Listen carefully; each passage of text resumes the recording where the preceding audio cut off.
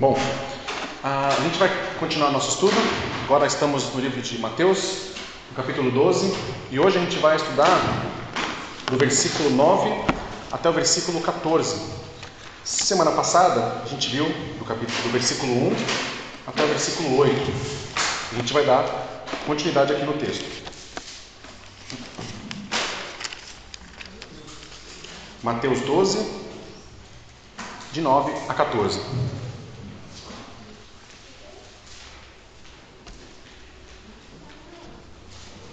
Diz assim a palavra do Senhor. Tendo Jesus saído dali, entrou na sinagoga deles. Achava-se ali um homem que tinha uma das mãos ressequida. Então, a fim de o acusar, perguntaram a Jesus: é lícito curar no sábado? Ao que lhes respondeu: quem de vocês será o homem que, tendo uma ovelha e num sábado essa cair numa cova, não fará todo o esforço para tirá-la dali? Ora, quanto mais vale um homem do que uma ovelha? Logo, é lícito nos sábados fazer o bem. Então Jesus disse ao homem: estenda a mão. O homem estendeu a mão, e ela foi restaurada e ficou sã como a outra. Mas os fariseus, saindo dali, conspiravam contra ele, procurando ver como o matariam. Vamos orar mais uma vez? Pai, pedimos ao Senhor direcionamento, Pai, nesse culto, direcionamento nesse estudo da Tua Palavra, que a Tua Palavra nunca volte vazia, Pai, que a Sua Palavra nunca seja pouco em nossos corações, mas que ao ouvi-la, nós sempre tentemos aplicá-la em nosso dia a dia. Que não seja a nossa própria força, mas que seja o Teu Espírito que nos faça, nos convença dos nossos pecados, nos convença da nossa limitação e da nossa falta de capacidade, muitas vezes, de conseguirmos entender o Teu texto. Que essa capacidade não vem de nós, ela vem do Senhor. E que o Senhor continue nos dando, Pai, essa capacidade, para que nós consigamos descobrir a Tua verdade, descobrir aquilo que o Senhor verdadeiramente tem a nos dizer. Em nome de Jesus. Amém. Então, esse texto, ele continua aquela passagem que a gente estudou na semana passada. Na semana passada, a passagem também aconteceu num sábado, né? Aqui a história, né, aconteceu num sábado, onde os discípulos de Jesus estavam colhendo na plantação e os fariseus perguntavam se era lícito colher no sábado. Então, a gente chegou na conclusão na semana passada de que os fariseus eles estavam tão cegos pela lei que eles não conseguiam enxergar a necessidade humana, que nesse caso era a fome. A fome daqueles discípulos, para eles, não era algo que eles se comovessem. Aquilo ali não era um motivo para que eles quebrassem a lei. A lei tem que ser cumprida, eles podiam passar fome, podia ser o que fosse, e Jesus vem e fala que não. A necessidade humana, o seu irmão está com fome, você vai deixar de dar comida para ele porque a lei... Não. Acima de tudo é o amor. Acima de qualquer lei está o amor a Deus e ao seu próximo, como diz Jesus Cristo. E nessa passagem também parece dar essa continuidade a respeito do debate do sábado, do que é o sábado, o que pode e o que não pode acontecer no sábado, né? Existia, nessa época aqui, existia um grande debate entre dois grupos de judeus a respeito do que podia e do que não podia ser feito em relação a doentes nos sábados. Qual era a dosagem autorizada, se podia, qual doença que pode, qual doença que não pode, né? E isso era um debate muito grande naquela época. O que Jesus mostra aqui pra gente, estou dando só a introdução, tá? O que Jesus mostra aqui pra gente é que não importa, ele não está preocupado em dizer o que pode ou o que não pode, ele está preocupado em fazer o bem, ele está preocupado em salvar, em curar aquela pessoa. Independente de que dia da semana independente do tamanho da doença da pessoa ou da gravidade dessa doença. Então, a primeira coisa que a gente consegue ver aqui, eu pedir para colocar aqui no versículo 9, coloca lá no versículo 9, está dizendo, Jesus saindo dali, ele entrou na sinagoga deles. Isso é muito interessante, tá? Eu vou falar aqui por alto. Chiquinho, se você puder colocar para mim, agora, desculpa, em Lucas, do capítulo 6. Que aí a gente vai fazer esse passeio pela Bíblia de novo, que nem a gente fez na semana passada, que acho que fica mais. Lucas 6. A gente vai ler do 1 até o 7. Não, acho que pode colocar só no 6, né? Por que no 6 ou 7? Aí. A gente chama isso de passagens paralelas. O que isso quer dizer? A mesma história que Mateus está contando, ela acontece em Lucas, ela acontece em Marcos, Algumas histórias acontecem em todos os evangelhos, outras acontecem só em Marcos, outras só em Lucas, outras só em João. Marcos é o evangelho que tem menos material próprio, só dele. Marcos é o que tem todos praticamente. João já tem muita coisa diferente dos outros. Então, Mateus, Marcos e Lucas, eles são praticamente iguais, uma história ou outra que muda. Por isso que são chamados de evangelhos sinóticos, porque eles partem da mesma ótica, eles olham para Jesus, da vida de Jesus, sob a mesma perspectiva. E essa passagem que a gente está lendo aqui em Mateus 12, ela acontece em Lucas 6. A diferença é que em Lucas 6, olha o que Lucas coloca. Aconteceu o quê? Em outro sábado, Jesus entrou na sinagoga e começou a ensinar.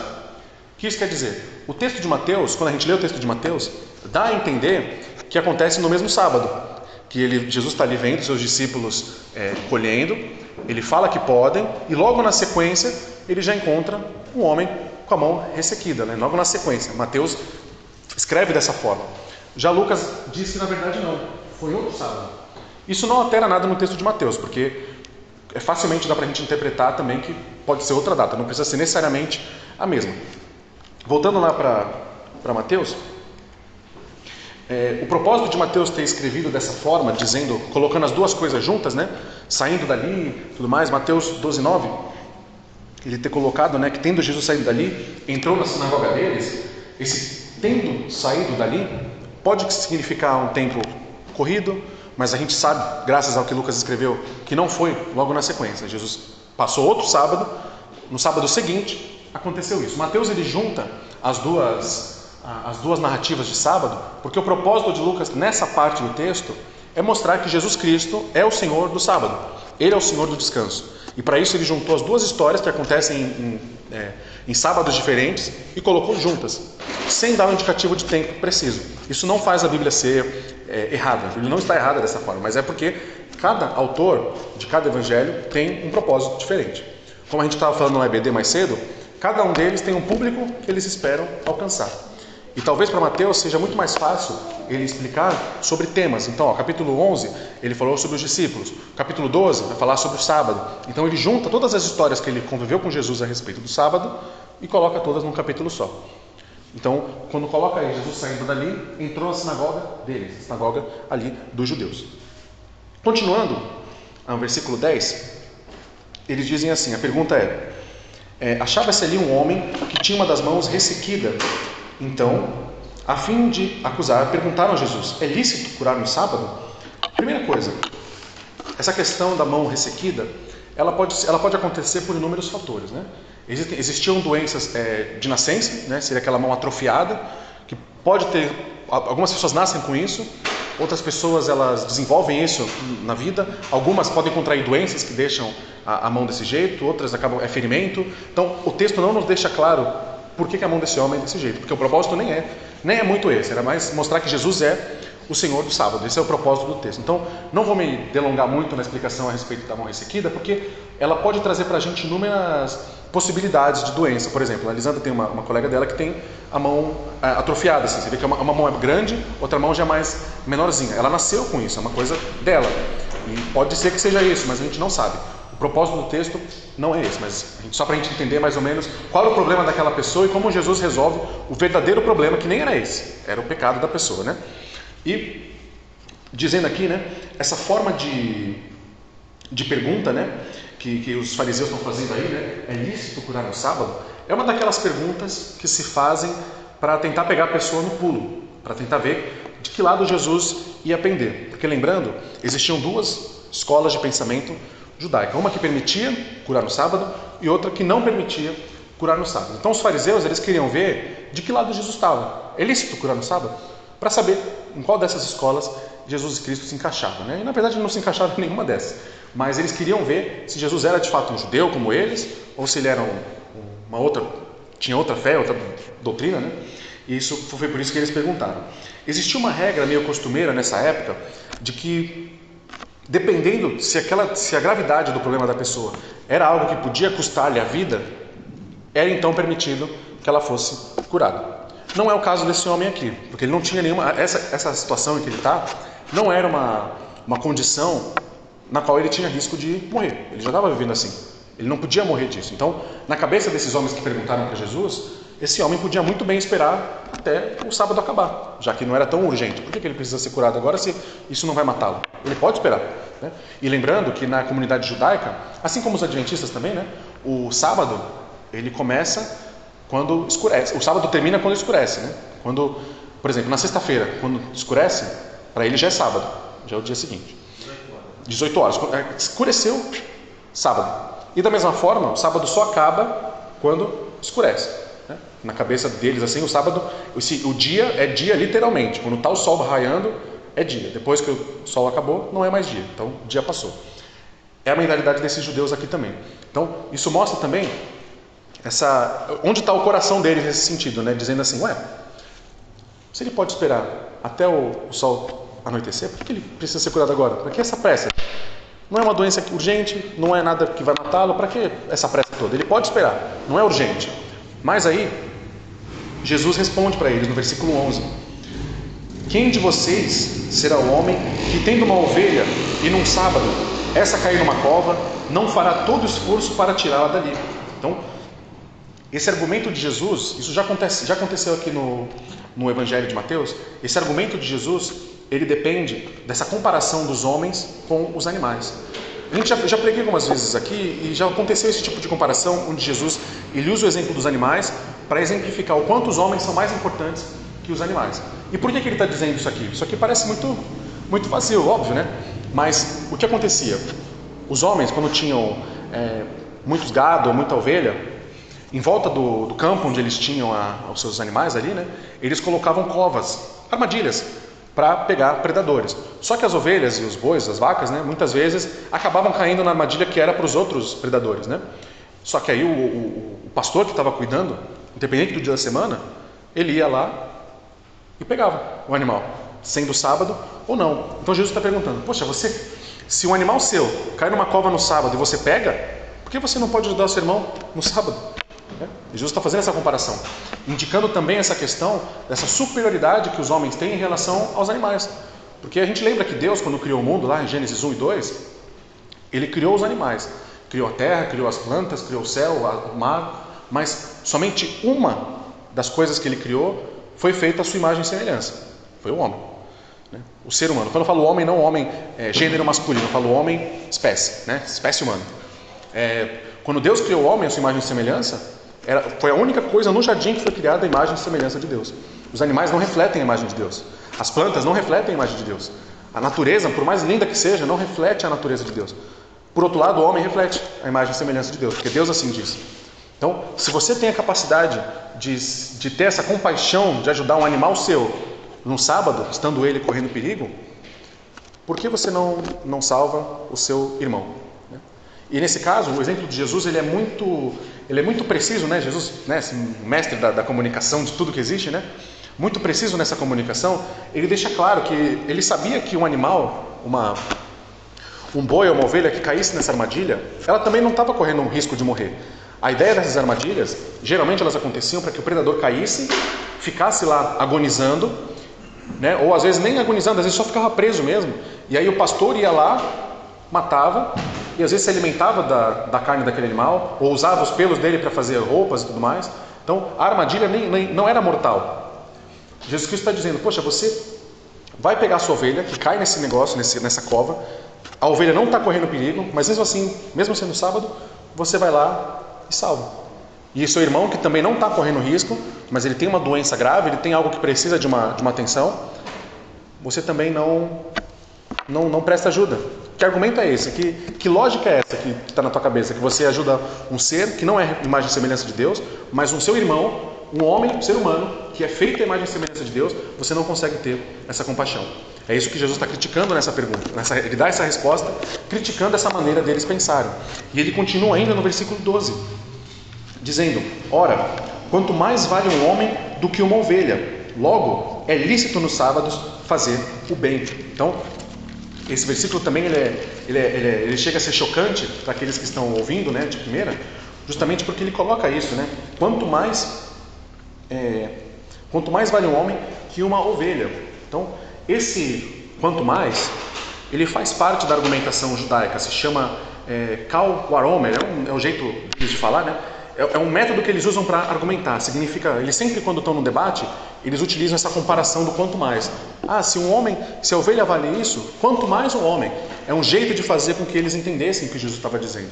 Então, Jesus ele se utiliza da própria retórica deles, da própria forma como eles se comunicam, para fazer eles pensarem o quanto a lógica deles está distorcida.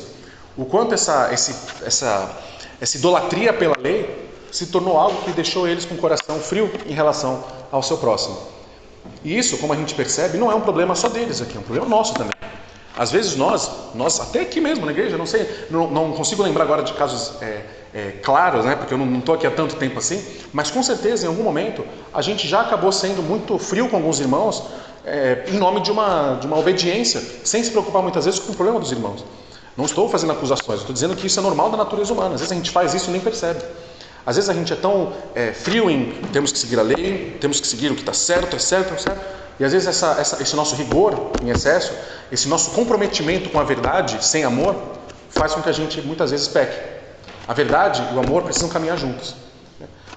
A verdade sem o amor se torna isso aqui, legalismo. Você quer que a verdade seja cumprida, você não está preocupado com o bem-estar do seu irmão, você quer só que a verdade seja cumprida. Então a verdade sem amor é quase uma tirania, onde você só impõe uma verdade. Agora, o amor sem a verdade é displicente. Qual é a vantagem de você somente amar, se você nunca corrige, se você não mostra a verdade para a pessoa também? Então, a verdade e o amor, elas precisam caminhar juntas. Esse texto mostra isso. Jesus, ele não está despreocupado com a verdade aqui, mas ele está dizendo que para toda regra existe uma exceção. Para toda situação onde a lei tem regras, há exceções que priorizam o amor, seja o amor a Deus ou o amor ao próximo. E nesse caso, as duas coisas caminham juntas. Porque é impossível, o texto da Bíblia diz isso, que é impossível você dizer que você ama a Deus, que você não vê, se você não consegue amar o seu irmão que está do seu lado, que você vê. São coisas que são muito difíceis da gente conversar hoje, porque a gente vive numa sociedade muito individualista, onde as pessoas elas priorizam os seus próprios interesses, as suas próprias motivações.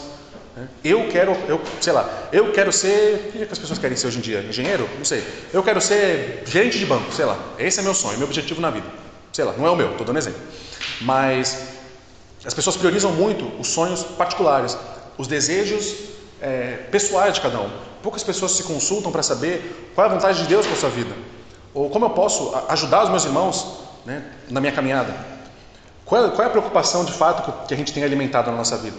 Será que os nossos objetivos, nossos sonhos, eles são colocados à disposição de Deus para que a gente saiba onde Deus quer nos levar? Ou será que a gente faz tudo pensando em nós mesmos? Como esses homens aqui, preocupados com essa lei, com esse rigor, com as regras que nem eles muitas vezes conseguiam cumprir de forma plena? A preocupação de Cristo aqui é mostrar que o sábado é um dia para se fazer o bem. Você precisa fazer o bem, não só sábado, mas todo dia. Então, essa outra pergunta, essa outra resposta aqui que Jesus dá, o finalzinho ali que ele coloca, logo é lícito nos sábados fazer o bem. Isso não é só uma resposta à pergunta deles, mas aqui Jesus Cristo, ele parece que está, com todo o respeito, entendam o termo, parece que Jesus Cristo está cutucando eles também, dizendo assim, quer dizer que vocês podem fazer o mal, que é vir me questionar a respeito disso, e o bem não pode ser feito? Porque teoricamente, esses homens também não poderiam estar falando isso para Jesus no sábado também. Eles não poderiam estar questionando o que um homem ou outro homem deixa de fazer no sábado. Não era permitido que eles fizessem isso também. Mas eles ali estavam tentando instigar Jesus Cristo. A pergunta que eles fazem a Jesus é uma pergunta má. É uma pergunta que tem uma intenção maligna. Tem uma intenção de deixar Jesus numa saia curta. Deixar Jesus pego desprevenido. Pode estar aqui, mano. É que ele está agitadão. Tá aqui. Deixar Jesus numa situação crítica, fazer com que ele não... Tá bom, obrigado, Pedro. Senta lá. Obrigado. Fazer com que Jesus ele não consiga responder a resposta deles. A ideia era fazer com que Jesus Cristo não tivesse meios para escapar do questionamento que eles estavam fazendo. Então era uma intenção maligna. Por mais que para alguns possa parecer que eles estão perguntando porque eles são zelosos, porque eles se preocupam com a lei, não é isso. Dá para ver no começo do texto que a intenção deles ao perguntar isso para Jesus é má. É uma intenção má. Então quando Jesus pergunta aqui, é lícito fazer o bem? Quando ele fala aqui, né, é lícito no sábado fazer o bem? Ele está dizendo, porque vocês podem fazer o mal, de vir me perguntar nesse tom, de vir perguntar para mim nessa intenção maligna, mas eu não posso fazer o bem? Não faz sentido. E eles entenderam isso. Eles entenderam o que Jesus quis dizer.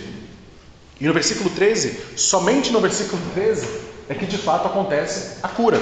Jesus, por enquanto, ele estava conversando com os fariseus.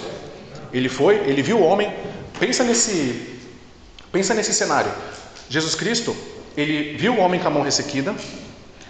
Esses fariseus, percebendo que Jesus estava chegando perto do homem, antes de Jesus chegar ao homem, eles pararam Jesus e perguntaram, e aí, é lícito curar no sábado ou não?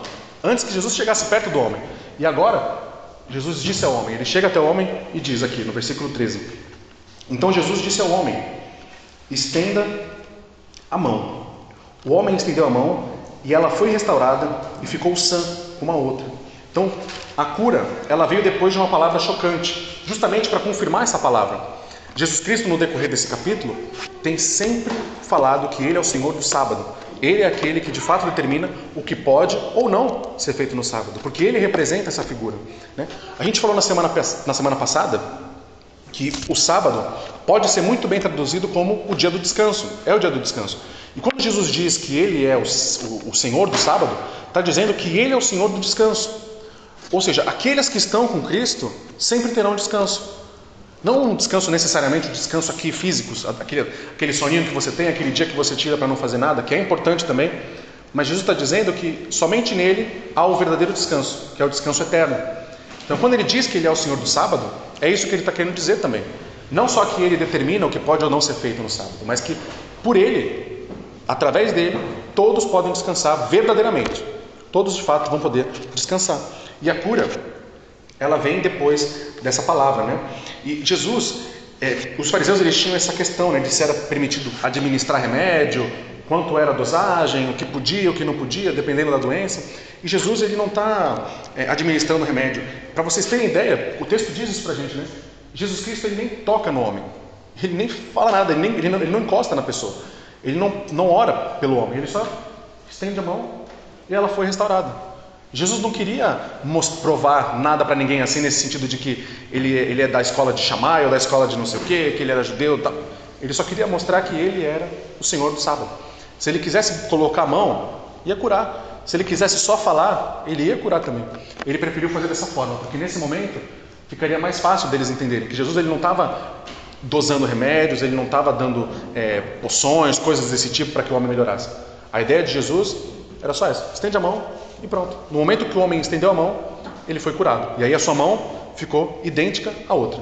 Esse era o poder de Jesus Cristo. Então, à luz da conversa anterior aqui, quando a gente vê todo esse papo que acontece antes do milagre acontecer de fato, a gente percebe mais uma vez que Jesus Cristo, nesse capítulo, ele está querendo mostrar o seu senhorio sobre o sábado.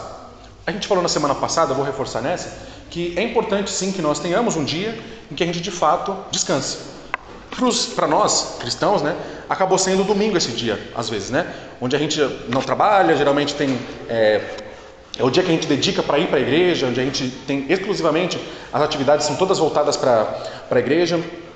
Aqui já é um pouco diferente, porque aqui a EBD começa às 4h30, né, mas geralmente nas igrejas, outras igrejas, né, geralmente a EBD é tipo 9 da manhã, né, de manhã, e aí acontece a EBD, onde você, né, teoricamente já entrega seu primeiro momento ali para Deus. Depois tem a tarde que você vai passar com a sua família, às vezes vai na casa de um irmão, de uma irmã e tal. E logo no finalzinho da tarde já é o culto. Então é um dia praticamente inteiro que você está ali dedicando a Deus e ao seu próximo. Então a ideia aqui do sábado, né, ou do domingo, do dia do descanso, é ser um dia onde você exclusivamente se dedica às coisas de Deus. A gente sabe que a gente não precisa disso para se dedicar a Deus, né? Não precisa ter um dia, como posso dizer... Todos os dias a gente se dedica a Deus, mas é importante ter um dia onde a gente só pense nas coisas do alto, onde a gente não se preocupe com os problemas, com contas, com discussões de família, com coisas que geralmente tiram a nossa paz, onde a gente pode somente focar nas coisas de Deus. Isso é bíblico porque Deus fez isso ao criar o homem. Deus ele não precisava descansar depois que criou tudo em 6 dias. Porque ele é o Deus de tudo, ele não sente cansaço que nem nós sentimos. Mas ele assim fez para dar esse exemplo, para mostrar para nós que se eu, que sou Deus, que criei tudo, tive um dia para descansar, para não me preocupar mais nada com a criação, quem dirá você, que é mortal, que é frágil, que fica doente, que fica com estresse, que fica cansado. Você precisa de um dia para descansar. Um dia que você vai descansar comigo, né? E Jesus Cristo representa isso. Jesus Cristo representa esse descanso, tanto o descanso aqui na terra, quanto o descanso eterno. É isso que ele está dizendo aqui quando ele é o Senhor do sábado. Então, a nós aqui, é importante que a gente também pense nessas coisas, porque às vezes a gente negligencia isso. O mandamento do sábado é um dos que a gente mais, às vezes, esquece. A gente lembra dos 10 mandamentos, do não furtarás, não matarás, não adulterarás, não terá outros deuses. A gente lembra de todos esses, mas lá está dizendo que você tem que ter um dia do seu descanso também. No 7º dia você descansa, né? Não agora, com Jesus a gente entende que não precisa mais ser o 7º dia especificamente, mas algum dia, para que você tenha esse momento. E a gente às vezes esquece desse mandamento. E eu acho que o mundo mostra isso, né? A gente não praticar esse mandamento mostra o quanto a gente às vezes é frio para as coisas de Deus. Nessa de que a gente, todo dia a gente está com Deus. Não é mentira, todo dia você está com Deus. Mas você tem que ter um dia só para Ele também. Tem um dia para você vir na igreja. Tem um dia para você se preocupar com as coisas de Deus. No mundo de hoje, obviamente, é difícil. Tem gente, né? Eu mesmo já trabalhei em turnos de domingo, coisas assim que são muito complicadas. Mas algum dia você vai ter de folga. Se for a terça, se for a quarta, algum dia você vai poder dedicar a Deus. E a preocupação aqui de Jesus é também fazer isso. Mostrar que para todos os nossos problemas, nossas correrias no dia a dia, precisamos ter um momento de descanso. Um descanso tanto físico, quanto também um descanso, uma espécie de, estou dizendo simbolicamente, tá? Recarregar as energias para o resto da semana. Energias que são recarregadas com o Espírito Santo, né? Para que a gente se sinta, de novo, apto para passar a nossa semana. E o domingo acabou sendo esse dia da gente se reunir na igreja, né? Justamente porque no judeu era o 7º dia. Então, todos os dias da semana você trabalhava e no último era o seu dia de descansar e focar, né, para direcionar a sua vida a Deus. Para os cristãos, como a gente entende que o domingo é o primeiro dia da semana, a gente entende que a gente não entrega o final da nossa semana para Deus, a gente entrega o começo. O primeiro dia da semana é onde a gente para, descansa, glorifica a Deus por quem Ele é e pede para que Ele dê forças para que a gente chegue na outra semana em paz, tranquilo, com a presença do Espírito Santo ainda em nossas vidas. Então, o mandamento do descanso, do sábado, é um dos mandamentos que a gente menos cumpre às vezes e é tão importante quanto todos os outros. Você tirar um dia para você descansar é tão importante quanto você não matar, porque ele está na mesma regra dos 10 mandamentos. E a gente sabe, né, que não existe hierarquia de leis de Deus. Todas as leis de Deus precisam ser cumpridas, né? E se não forem, você é pecador, você está pecando contra Deus, você está descumprindo a lei de Deus. É que nem as leis aqui da nossa cidade. Tem a lei de trânsito, né, 50 por hora. Não importa se você passou a 51 ou a 112, você infringiu a lei, você passou acima do limite da velocidade. Então, sempre que a gente descumpre alguma regra de Deus, por mais que a gente ache que bobinha, coisinha aqui, você está sendo descumpridor daquilo que Deus estabeleceu também. Não importa a distância, descumpriu. Um piloto de corrida, não importa, né, se ele ganha por 1 centímetro ou por 1 quilômetro. Se ele chegou em primeiro, ele é o campeão. Não importa a distância. Então a mesma coisa serve para essa questão. Não existe pecadinho, pecadão. Não existe lei que eu tenho que cumprir. Não, eu não tenho que matar. Matar eu não posso. Mas o dia do descanso, essa aí não serve mais para gente. É só para o judeu, né? Eu não sou judeu, eu sou crente. Mas também está tudo lá. É um jeito de dizer que nós também precisamos de um descanso. E na continuidade do texto aqui, no versículo 14, o último versículo diz, né? Os fariseus, saindo dali, conspiravam contra ele, procurando ver como o matariam. Então, o exemplo, né, o complô para matar Jesus, ele não surge a partir dessa interpretação do sábado. Mas essa interpretação do sábado é um dos pretextos que fazem eles quererem começar a investigar mais a vida de Jesus. Por quê? O problema não é Jesus interpretar o sábado como dia do descanso ou não, se pode curar, se não pode curar. Porque haviam judeus que discordavam em relação a isso, e tanto que quando Jesus foi preso, esse assunto nem foi citado, ele não foi acusado por isso. A acusação feita a Jesus, que é o que ele chama para si aqui, porque ele é o rei dos reis, né, é justamente essa autoridade de dizer o que pode e o que não pode ser feito no sábado. Isso é uma coisa que mesmo os judeus mais conhecedores, né, jamais fariam. Nunca chamariam para si essa responsabilidade de dizer, interpretar a lei. Jesus Cristo, sendo o próprio Deus, ele tem autoridade de interpretar o que ele quiser. Quem faz a lei não está sujeito a ela. As leis que Deus dá são leis para nós, mas ele não precisa seguir as próprias leis. Tanto que Deus faz o que ele quer e não precisa dar satisfação a ninguém. Esse é o diferencial de você ser Deus, né? Você não precisa explicar suas vontades, explicar o que você só dá as leis e ele segue. É isso que Jesus está chamando para si. E é isso que faz com que esses acusadores fiquem cada vez mais irados com a presença de Jesus Cristo. E os que conspiram, né, o que os fez conspirar e julgar Cristo era essa sua autoridade. Eles achavam que era uma heresia ele fazer isso. E nesse ponto da história aqui, eles não tinham muito o que fazer a não ser conspirar. Porque nesse momento, só isso não era um problema ainda. Eles não podiam prender Jesus por conta disso. Então, tanto que a gente está aqui, por incrível que pareça, nós ainda estamos no começo do livro de Mateus. A gente vai chegar muito longe ainda, mesmo, né, poucos capítulos em um ano só, né? Mas a história ainda vai se aprofundar muito. Essa perseguição, essa vontade dos fariseus em querer, de alguma forma, deixar Jesus constrangido em meio aos seus discípulos, vai continuar. E haverão outros motivos pelos quais Jesus será acusado e será preso. Então, a gente vê aqui que esse texto ele mostra aqui, né, que nos versículos 1 até o 8, esse zelo excessivo pela tradição fazia com que eles não estivessem atentos à necessidade humana. No caso dos apóstolos, eles estavam com fome. A nossa perseverança na lei, o nosso entendimento a respeito da lei de Deus, ela nunca vai poder nos cegar em relação à necessidade do nosso próximo. Justamente porque para nós a lei já foi resumida em dois mandamentos: amar a Deus e amar o próximo. Se eu estou seguindo a lei, mas de alguma forma eu não amo o meu próximo, não demonstro esse amor, não estou sensível à necessidade humana, significa que eu não estou seguindo a lei de verdade.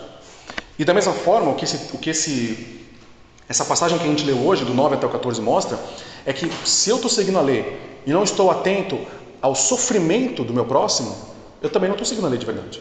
Porque nesse caso, esse homem aqui tinha um grande sofrimento, era uma doença que podia causar a ele dores, podia fazer com que ele fosse um excluído social. A gente não sabe, o texto não diz isso para nós, mas é uma doença que é estranha para nós hoje, mas naquela época provavelmente era muito mais. Então, com certeza era um sofrimento. Qualquer condição diferente de vida, assim, por doença, é um sofrimento. E esses homens, eles estavam tão engessados nessa sua forma de ver, de entender a lei e o amor de Deus, né, que eles não estavam atentos ao sofrimento humano, à doença humana. O que Jesus Cristo mostra aqui é que nós precisamos ter essa atenção às necessidades e ao sofrimento do nosso próximo.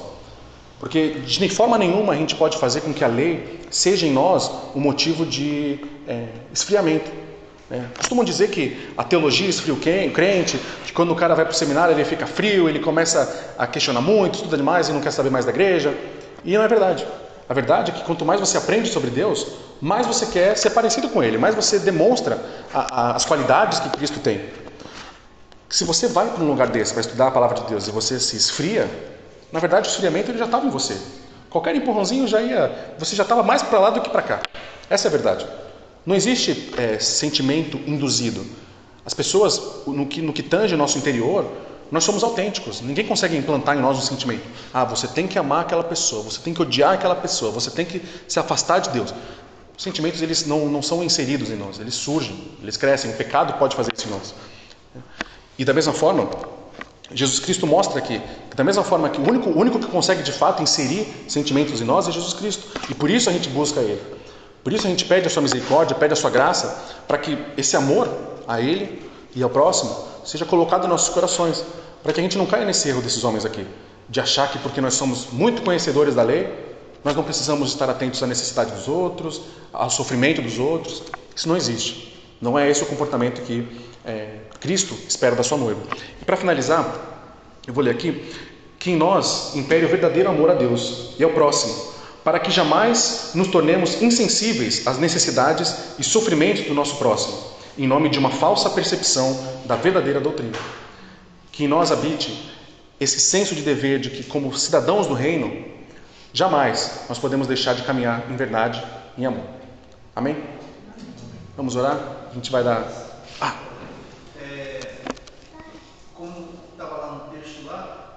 deu uma viajada aqui, é como se Jesus estivesse falando assim, se vocês têm um cálculo que sabe que o valor de um homem é mais do que uma ovelha, né?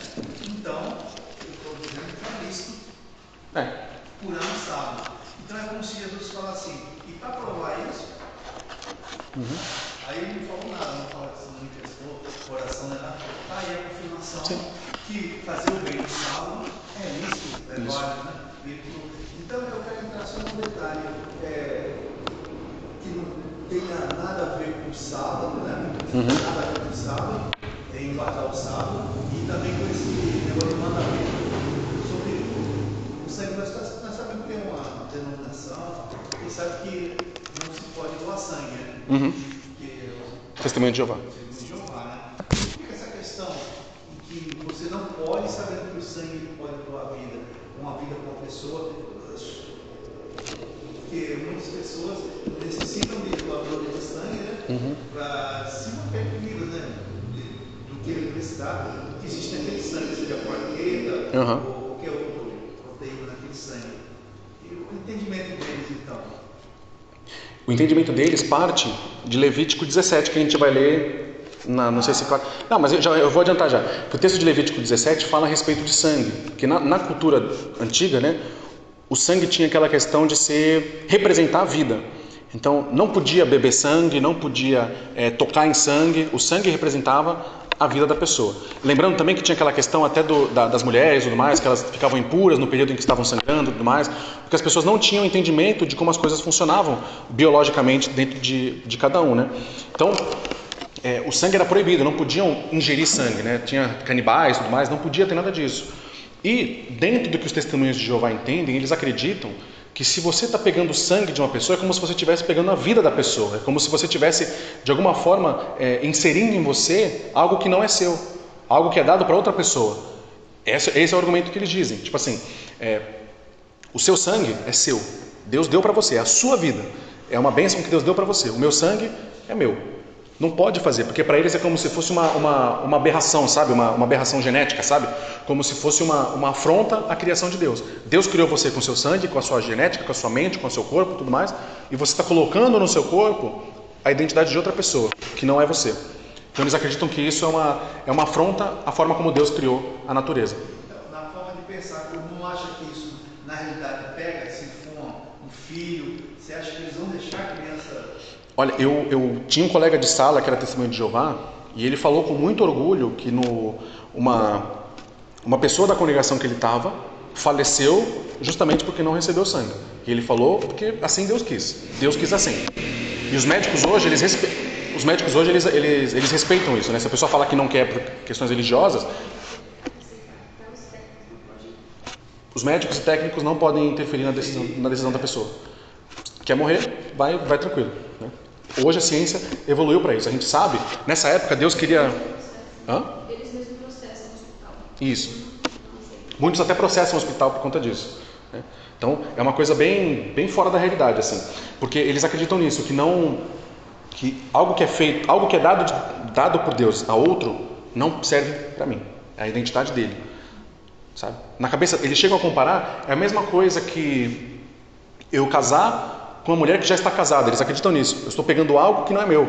Eu estou possuindo algo que Deus deu para outra pessoa como se fosse meu. Essa é a lógica deles, é o que eles acreditam. E aí acontece dessa forma. Eles não entendem que hoje não é como antigamente, que o sangue não tinha como inserir o sangue e tal. Hoje a tecnologia avançou muito. Como é que você vai deixar... Isso se aplica totalmente nesse princípio aqui. Se você está vendo uma situação onde você pode fazer o bem, onde você pode ajudar uma pessoa, você vai... É científico, quantas pessoas não recebem? Eles também não aceitam doação de órgãos, doação de coisas assim, sabe? Eles pedem para que quando eles morram, eles não doem órgão nenhum, nem nada, porque tudo Deus deu a eles. Então, é uma crença assim muito esquisita, né? Esquisita, com todo respeito, eu não sei, né? Mas é muito diferente a forma como eles interpretam a Bíblia. Eles e os adventistas também, né? Os adventistas a gente geralmente passa um pano. Não, eles são irmãos, tá, não sei o quê, mas eles também são, entre eles e o Testemunho de Jeová, tem muito mais semelhanças do que conosco. A gente nem configura eles como cristãos, eles são seitas de outro lado da moeda praticamente. Porque tem essa ideia de que eles conseguem, aplicam para si o que eles querem, sabe? Então, por exemplo, o sábado os adventistas guardam, mas Jesus Cristo é filho de Deus, sabe? Tem algumas coisas que eles não, na Bíblia eles não aceitam, eles escolhem o que eles querem ou não na palavra de Deus. Então, o testemunho de Jeová, eles aplicam isso na vida deles, que não pode receber sangue. Mas aí, por outro lado, eles não acreditam que Jesus é Deus. Eles não acreditam que o Espírito Santo é Deus. Eles acham que Deus é o Jeová, é o Deus Pai. Jesus Cristo é um profeta muito importante, que, poxa, falou muita coisa boa a respeito de Deus, mas não é Deus. E que o Espírito Santo não é Deus, o Espírito Santo é uma força, é um espírito, é uma força que atua nos homens, não é Deus, como o Pai e o Filho, né? Então, são coisas distintas, né? Isso acontece muito por aquilo que a gente comentou na EBD. Às vezes a gente tem uma forma de interpretar a Bíblia distorcida, a gente já interpreta aplicando. E aí a gente esquece de entender o que o texto de fato está dizendo e a gente começa a querer colocar ele em qualquer... porque quer dizer isso, quer dizer aquilo e tal, e aí começa a ficar... A gente não cai na tradição, a gente vai porque a gente quer, né? Então, esse exemplo dos testemunhos de Jeová se aplica aqui, onde nenhuma lei está acima do bem. Porque Jesus Cristo diz isso, né? Lembra que, pensa que... Olha como é interessante, né? Jesus Cristo, durante todo o Antigo Testamento, Deus leu livros e livros de lei. Êxodo tem lei pra caramba, Levítico, Números, Deuteronômio, só lei. Blocos e blocos de lei, tanto que é chamado, né, de livros da lei. Sempre que a Bíblia fala de lei, está se referindo a esses 5 primeiros livros da Bíblia. E Jesus disse, quando perguntaram a ele, né, quais são os mandamentos mais importantes da lei inteira, Jesus resumiu só em 2. Ou seja, todos esses mandamentos que estão aqui, eles estão subordinados a esses 2. Você não pode achar que por você cumprir o sábado, você está sendo santo, se você não ama seu irmão, seu próximo, que é o que está acontecendo aqui com esses caras. Se você não ama Deus. Então, existe essa linha entre a lei e fazer o bem. E a nossa prioridade, enquanto filhos de Deus, é sempre amar o próximo. Essa é a nossa prioridade. Se eu estou vendo que tem irmão ali, por exemplo, está aqui, está tendo o nosso culto, não sei o quê, vamos supor que acontece alguma coisa muito grave com algum irmão aqui, e por esse motivo a gente acaba tendo que cancelar o culto para poder acudir a pessoa. A gente faz isso, não tem problema. A gente deixa de cumprir a nossa liturgia aqui em prol de fazer o bem para uma pessoa que está precisando. Isso não é problema, entende? Para esses homens aqui era problema. Então, estou colocando esse exemplo para a gente conseguir visualizar isso na nossa realidade, que às vezes a gente se prende muito nas liturgias, nas práticas, naquilo que tem que ser feito, e esquece que nós não somos chamados somente para isso. Nós somos chamados para obedecer, mas também somos chamados para amar.